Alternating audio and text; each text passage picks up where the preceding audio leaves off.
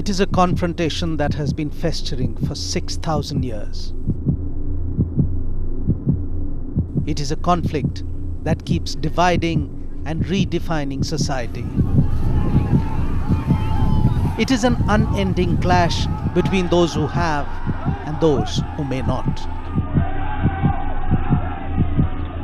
It has always been war when it came to a question of land ownership. When war broke out in Nondigram between the state and its citizens, the issue was land. It was a conflict that consumed one of the most stable state governments of contemporary India, and that too within 4 years. And here, 1,300 kilometers to the northwest, here too is brewing the conflict between the now and the future. Here too the issue is land. Here too the issue is about having evicted farmers to build the infrastructure of tomorrow. Across India today, there's a great churning for space. There's a constant friction over land, and that has the potential to lead to war over land.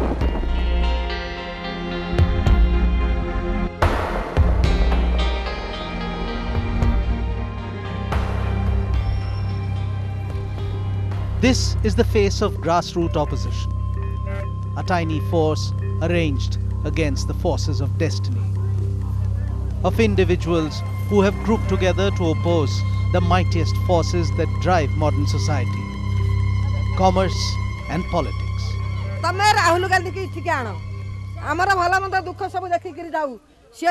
The issues are not very clear for the people on the ground.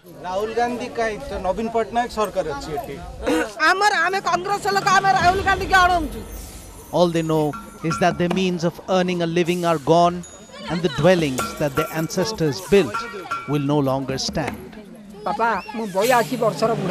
300 ବର୍ଷ ହେଲାଣି ମୁଁ 19 ଏଇ ଗାଁରେ ରହିଥିଲେ 300 ବର୍ଷ ହେଲାଣି ଆମେ ନୂଆ ଗାଁ ଆଜିକାଲି ନୁହଁ ଆମେ ଆଜି 60 ବର୍ଷ ହେଲା ଜଗିଛୁ ହାମୁ ଜଙ୍ଗଲ ତାକୁ ଆଜି ସମୂଳେ କହୁଛି ଆକୁ କାଟିକି ଧ୍ୱଂସ କରିକି ମୁଁ ଏଠି କାରଖାନା କରିବି ବାବା ଆମ ଦୁଃଖ ଆଉ କ'ଣ କାଉ କହିବି ସେ ଦୁଃଖଟା ବାବା କ'ଣଟା ଅତ୍ୟାଚାର କରୁଛନ୍ତି।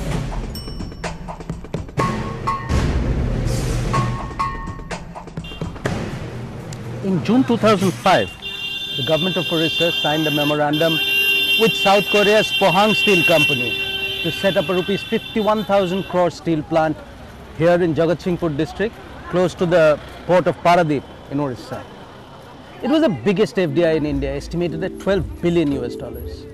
And the plan was that by 2011, POSCO India would be supplying 12 million tons of steel per year. But 6 years have passed. 6 years down the road, the battle still rages on.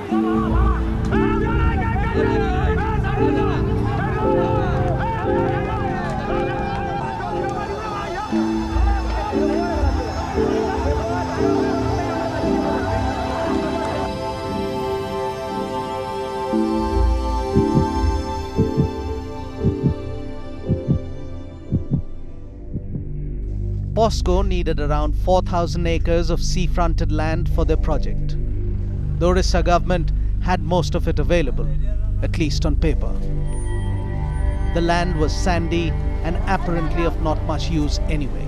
But what was not accounted for were those hundreds of villagers and their livelihood that was centered on this tract of land.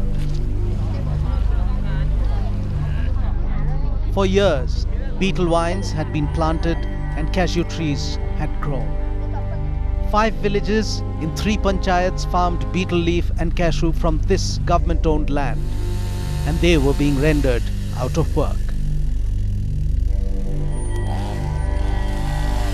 The betel vine compensation is 11 lakhs 50,000 per acre. So those who have given their betel vines, they are also very much happy. The people are not happy, and after 6 years and much litigation and court cases and Environment Ministry spanners in the works, some 2,000 acres are said to be clear of contention. The trees along the waterfront are coming down one after another. Soon, the land will be leveled And all this has to be done with a large contingent of armed police on the standby.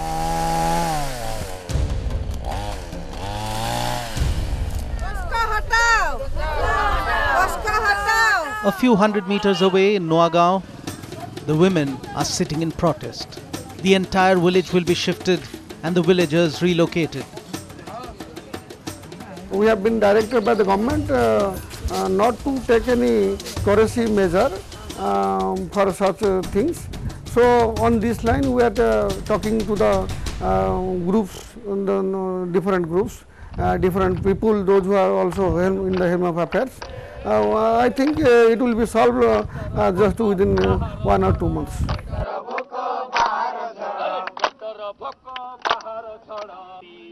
But between the administration's claims and the check in hand, there is a gap. All across this corner of Jagat Singhpur district, there are people protesting, and not all of it may be politically motivated.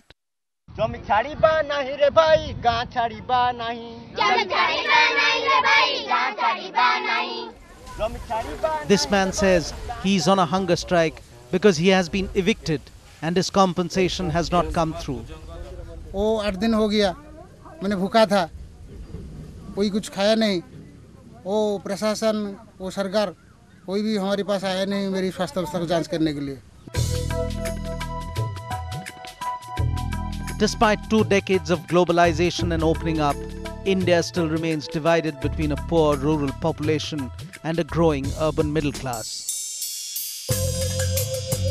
The economy is still missing adequate representation in the industrial manufacturing sector. But industrial operations need large tracts of land, and acquiring and emptying these tracts in a crowded country like India creates its own problems. Socially, the impact is these uprooted people, uprooted in this particular fashion, gradually become a floating mass of proletariat, moving from cities to cities, constituting the urban slums and constituting the underworld in urban areas. They are the ones who provide the basic constituency for the expanding crime, industry of crime in modernizing societies. The Yamuna Expressway cuts across prime agricultural land linking Delhi to Agra.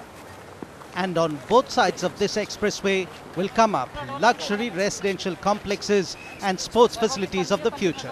Once completed, it will be 165 kilometers from end to end. And 1,225 villages would have unlinked their future from the land of their past.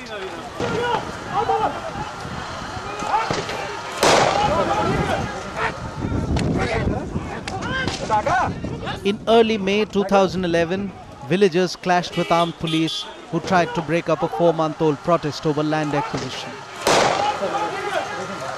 The farmers had been fighting the terms of the acquisition of their land in the Greater Noida area of Uttar Pradesh. They felt that the state government was exploiting them.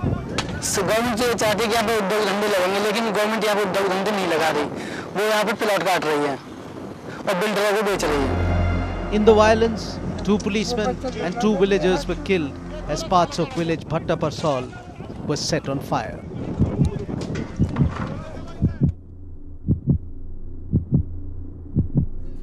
Four lives were lost when the UP police opened fire on protesters in Bhattaparsal.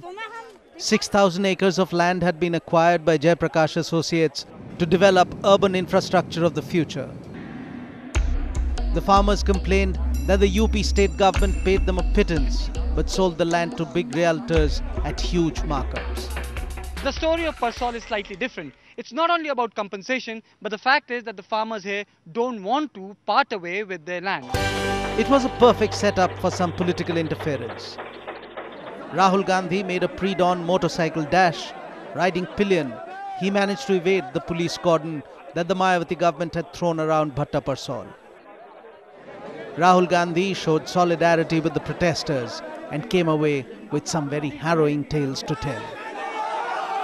People are being murdered. There is a large 70-foot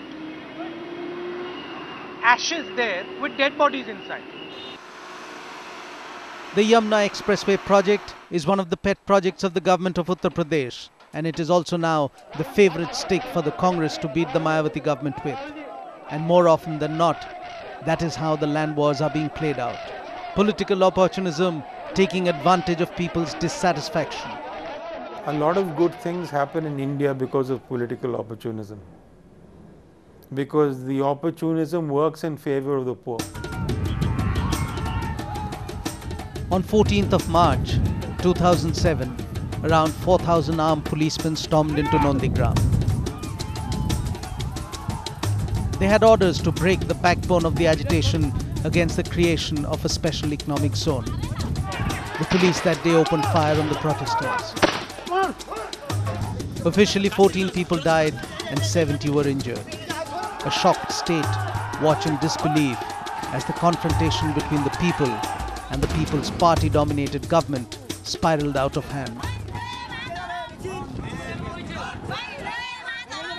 It was a situation tailor-made for Mamata Banerjee to reap political brownie points. Mamata was on the ground, showing extreme solidarity with the hurt, scared villagers of Nondigram. The land war in Nondigram wasn't enough to dislodge the left front government from West Bengal. It was too well entrenched. But Nondigram was the spark. It was possibly the eureka moment when Mamata Banerjee realized how emotive could be the issue of land. And so when 2 years later Shingur erupted, West Bengal, the land war in West Bengal, had a new general to direct operations. They started firing. Even if they can fire me, what they will do for the others. Obviously everybody should know, but I will be waiting here.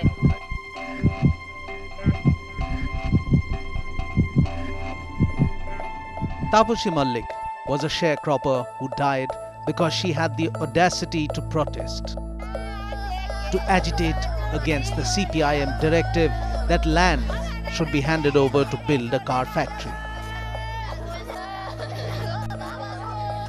Taposhi and her family may still be awaiting closure. But for hundreds of others of Shingur, there is hope that they will get back the land that they had lost. On 18th of May 2006, Ratan Tata made a dramatic announcement. He said that it would be here in Shingur in West Bengal that Tata company would set up the brand new car manufacturing unit. Within 2 years, Tata's Shingur project would have started rolling out the cheapest car in the world, the Nano. And helping manufacturing it would have been around 1,500 residents of Shingur, the people who had traded the land for the future.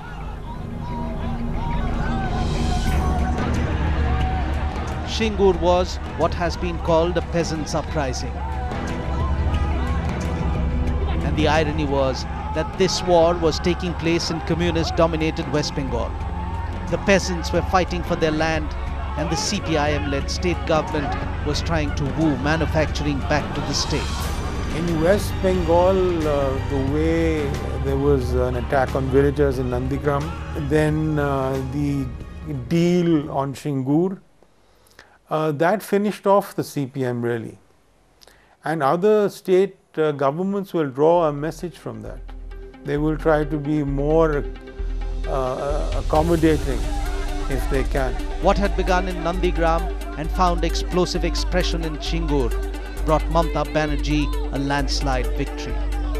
And soon after forming government, the new Chief Minister of West Bengal began preparations to give land back to the farmers of Shingur.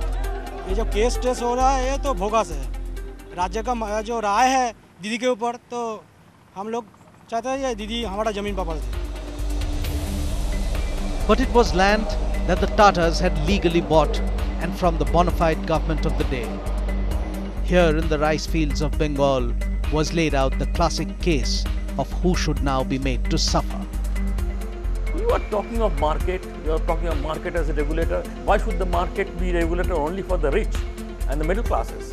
Why not for the peasants too? You buy off the land of the peasants. If the land is not giving them adequate reward, if they think they can get much more money by just selling the land, they will sell it. I don't see why industrialized industry or land for industrialization should not be bought at the going market rate.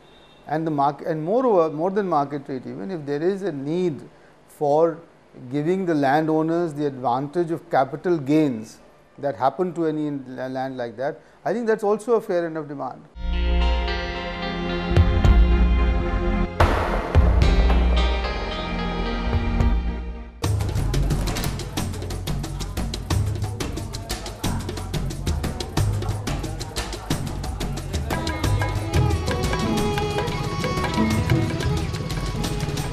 The farmers of Bolgam have no regrets, and yet 300 meters from where their village ends begins land earmarked for industry. Land that had been theirs for generations. Land they could also have gone to war over. But wars can be avoided. All it needs is some planning and thinking out of the box. Here in Sanand, some 40 odd kilometers from the heart of Ahmedabad, there is no conflict. There is no conflict between agriculture and industry. There is no land war. And this factory here, this stands symbol of how industry and agriculture can coexist. How booming industry can replace subsistence level farming. When Nano left West Bengal, Narendra Modi's Gujarat stepped forward as the savior. 20 kilometers from Ahmedabad's city limit, the state government gave over to the Tatars land to set up the first nano plant. And since then, everything has changed. A 30,000 hectare economic zone in Sanand poses no trouble for the administration. Land value around the nano factory increased by leaps and bounds, and the Gujarat Industrial Development Corporation, charged with setting up the industrial zone, saw to it that farmers happily agreed to take compensation and leave their land. Farmers are not deprived of their residencies, and for that matter, with a view to having future development of the village, we will not acquire land within the buffer zone of 300 meters from the boundary of the village. The villages in Sanand have changed. There are cars on its dusty roads, and concrete has replaced mud as the chosen building medium.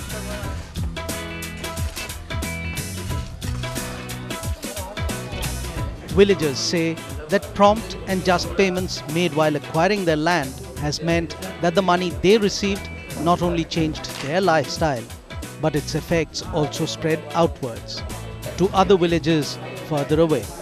पहले भी खेती करते थे, अब भी खेती करते हैं। 14 बीघा ज़मीन वो नैनो में दी, JIDC में दी, मतलब बाद में हमने 60 बीघा ज़मीन खरीदी और यहाँ 28,53,000 के भाव से करीब वार का 1200 रुपया का। तो बाजू के गांव में आगे हमने थोड़ी सस्ते में खरीदी है ज़मीन। Looking to the amount we are dispersing, they are very happily offering us more and more land. The regular and timely payment of compensation is a well-oiled operation. The land acquisition officer and his team come, verify records and identify, and then hand over checks then and there. The bank manager waits outside the panchayat office. The farmers come out and hand their checks over, and the money is safe in their accounts. But it is not just a smooth system here that has kept land wars away. It also has to do with a bit of regional peculiarity. If you take a case of a village, then the residencies of the farmers is located centrally within the village, which is called Gamtad, and the farms are scattered around the Gamtal in the village. As against this,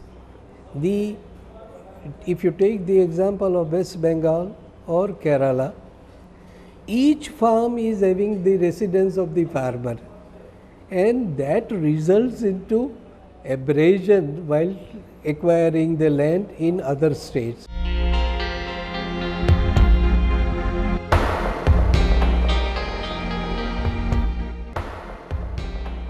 In India, land acquisition is still done under the colonial era Land Acquisition Act of 1894.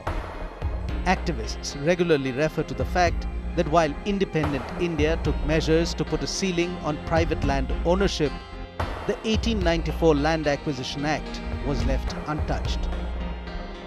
On paper, this means that the state can forcibly acquire land from peasants and hand it over to industry or real estate developers. In India, unfortunately, we've not even been able to frame a Land Acquisition Act since the colonial period. I mean, much is said that we don't have a Lokpal bill, but you don't even have a Land Acquisition Act, which is in some ways much more important for the poor and rapidly becoming landless. Land is precious. There's only so much of it to be had.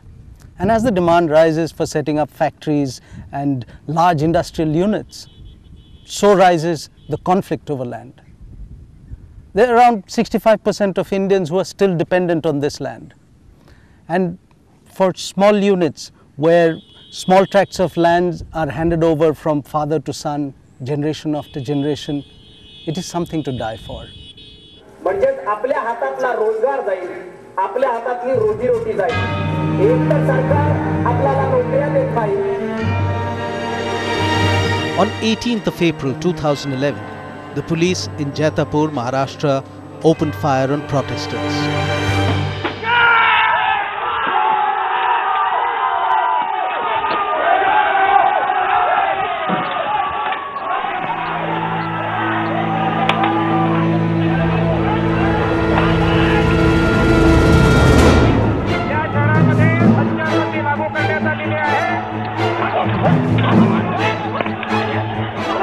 One dead, 8 injured, and the entire region in and around the site for a nuclear power project was on the boil.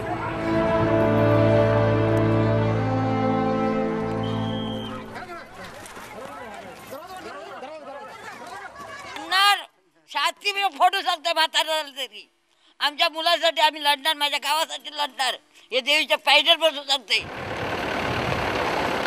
Village land had been acquired close to the small port town of Jaitapur on the Arabian Sea coast, land that is to be handed over to the French company Arriva to build the world's biggest nuclear power plant here. For the public interest, the compulsory land acquisition is already taken place. First land acquisition and then all the clearances has been taken. That means very clearly that government is least bothered about environment clearances and environment condition. After the Fukushima disaster, the protests in Jaitapur intensified.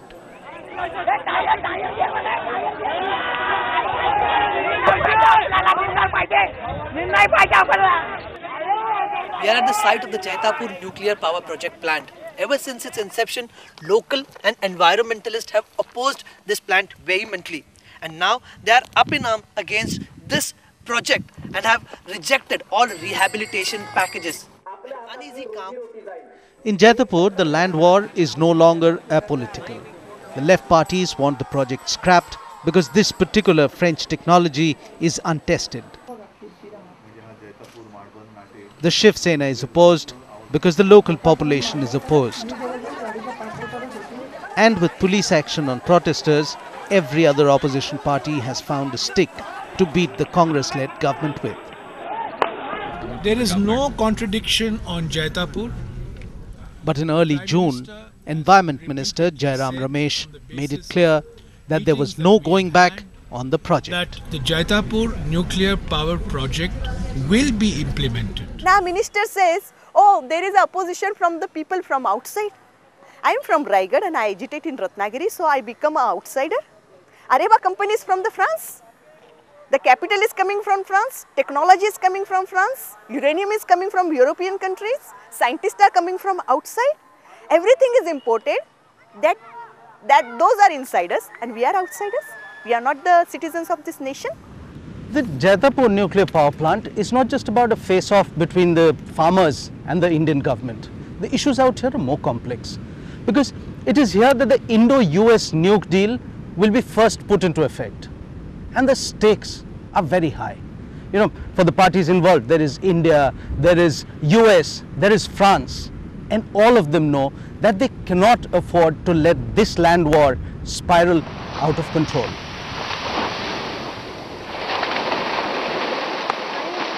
The government can easily shift the plant to a much safer area where less land would be lost to the farmers. So I don't think India is so powerless that a done deal cannot be undone after recent events.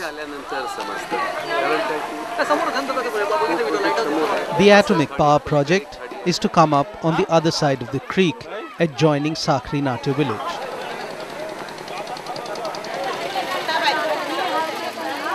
This village is home to around 5,000 fisher folk, and their main concern is that huge amounts of water will be needed for cooling the reactors at the plant.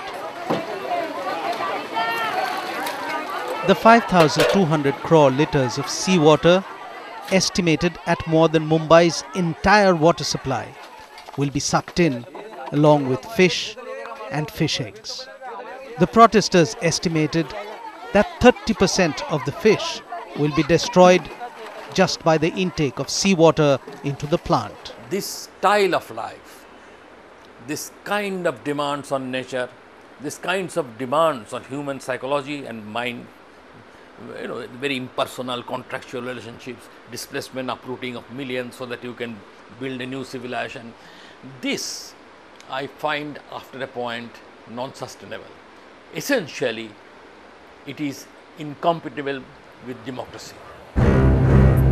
If Jaitapur is about loss of traditional livelihood and environmental impact, Fatehbad is about adequate compensation and the fear of losing heritage. 200 kilometers away from the national capital, we are now standing at Gorakhpur village, which is the proposed site for Haryana's first nuclear power plant.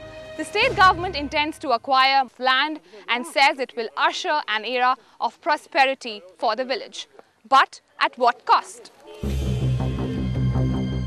In Fatehbad district of Haryana, the government had proposed to set up a nuclear plant. In 2010, a notification was issued to acquire nearly 1,400 acres of land for the project. But the farmers didn't want to give up their land, and they have been silently and peacefully protesting now for a year. In Gorakhpur village, the notified land is owned by 837 farmers who remain divided in their opinion. नहीं जी हमारी ज़मीन है जी 37 एकड़ ज़मीन आती है मेरी खुद की मेरे पिता की जिसमें से मेरा एक भाई ज़मीन देने के लिए तैयार है और हम दो भाई हैं वो हम मोटी रकम के चक्कर में हैं। हम सरकार से ये कहना चाहते हैं जी ये फिलहाल जो 1313 एकड़ पर सेक्शन लगाया हुआ है जो चिन्हित ज़मीन है हम देश हित के लिए विकास के लिए ज़मीन देना चाहते हैं। सरकार हमें इसके बदले में उचित मुआवजा दे दो। कोर्ट भी इनकी ज़मीन दे दियो लेकिन हम नहीं देंगे हमें मर के ज़मीन देश का हम बाकी जिंदे जी ज़मीन नहीं देंगे। हमें यह कह देना चाहते हैं जी हमारी ज़मीन नहीं देंगे ज़मीन हमारी माँ से है ये ज़मीन नहीं देंगे हमारी जान दे देंगे। In Fatehbad too may erupt bloody war over land, yet practically speaking, it does seem to be only the level of compensation that stands between protest and compliance. The farmers feel that the rate being offered to part with heritage is too low to dignify with compliance. War over land is not just about farming land going the industry way. It is also about jungles. It's about forest cover. It's about tribal land going to feed economic growth. I mean, early 2011, the International Labour Organization funded a report on India's indigenous population, and that report claimed that more than half the country's mineral wealth has been obtained by violating the rights of tribals. The report goes on to say that there exists geographical concentration of minerals in tribal areas.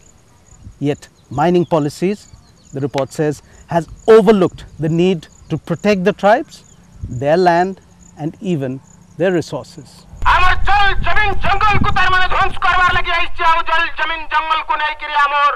Lingaraj Ajat is a full-time socialist.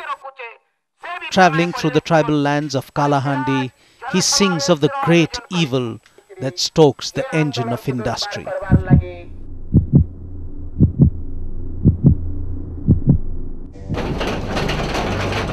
Approaching Lanjigarh, the bumpy roads of Kalahandi in Orissa reverberate to the roar of heavy-duty trucks.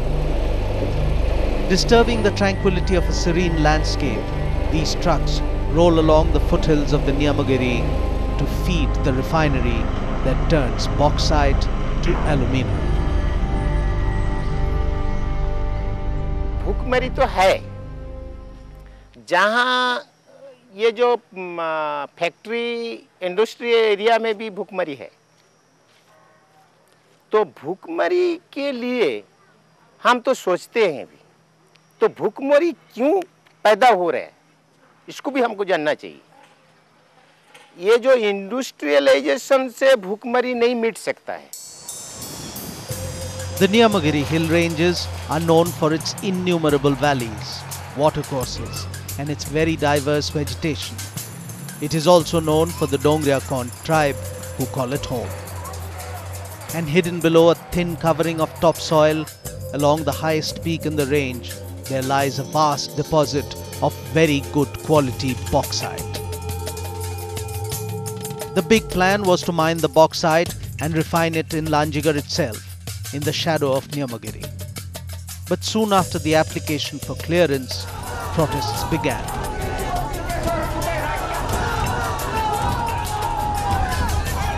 Niyamagiri is tribal land, and a section of the local tribes have been fighting to preserve the hilltop. Development is not at the cost of the tribals, not at the cost of the people. That is, development should be for the people. But here the development is at the cost of the people. The Dongriakons, in whose name the protests ring out, are a mere 8,000 strong community who hold on to their customs in a changed world. But their villages are small and spread across the length of the 250-kilometer long Niyamagiri range. Only a few villages are close to where the bauxite is, and these villages seem to have been very well provided for by people who want to mine the mineral wealth. पहले बहुत गरीब था ये area में, तो एक ही लकड़ी बेचने से कि जो बेचेगा तो 1 रुपया 1.5 रुपया में पहले बिक्री बटा होता है, तो अभी 100 रुपया मिलता है। जो पत्थर भी कोली सिलाई की भी हम इधर रोजगार करता हूँ, और वेदांत आने के बाद सब कुछ इधर सॉल्व हुआ है, लाइन भी जोड़ दिया है और रास्ता रोड भी सब कर रहा है। The state of Orissa is rich in mineral deposits, but it is having a hard time in turning this abundance to practical use. At every turn, there are allegations of environmental damage, of corruption, of industrialization at any cost. In Niyamagiri Hills, in the abode of the Dongria tribe, mining as of now is still not permitted, but the conflict remains. Because here, it is not about ownership, but about usage. Who will decide what is right and what is wrong? There are many ways to solve this problem if the attempt is not to politicize it. And the other thing that one needs to I need to repeat is that more than this, the clarity in the conversion of land use, more than that, the clarity in what constitutes what is called eminent domain, where government is entitled to take over the land, I think those are much more important things than than the question of whether land is available or not.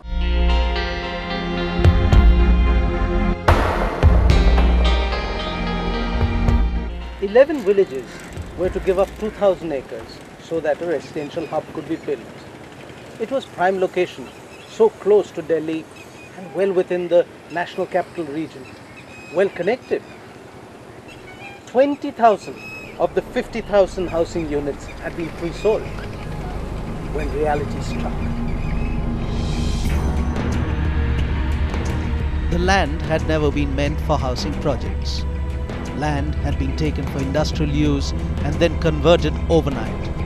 From the building sites of fancy apartment blocks, this battle for land went to court for justice.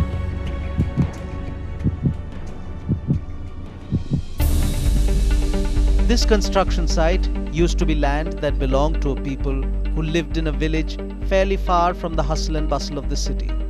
But then the ever-expanding clutch of the National Capital Region and a housing and industrial boom meant this became Noida Extension.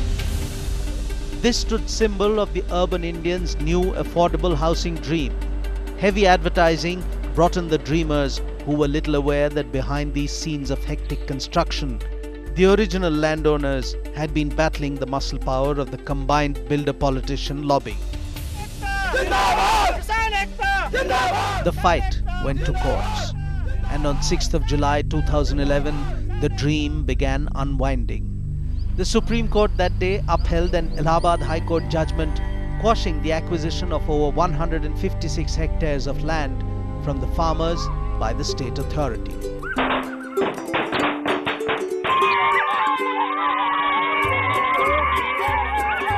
देखिए, supreme court ने जो फैसला किया है हमारे किसानों के हक में किया है, और चूंकि अथॉरिटी ने हमारी जमीन पर जबरदस्ती कब्जा करना चाहा था, हाई कोर्ट ने भी हमारे हक में फैसला किया।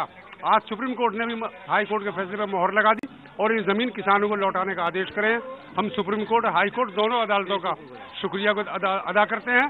The villagers are very happy that they are getting their land back, and they say that even if now by some means the Greater Noida Authority or the builders even try and come and speak to them, they would want to keep their lands with them, and are very happy with the judgment that has come here. That first victory inspired hope that not only in Noida Extension, but in Greater Noida, in neighbouring Haryana, in Orissa, in each and every part of the country where land had been forcibly acquired, where land usage had been overnight changed, where conflict was being waged, the law of the land would stand by those whose sacrifice had been enforced by an unfeeling state. Everywhere it has been the same story.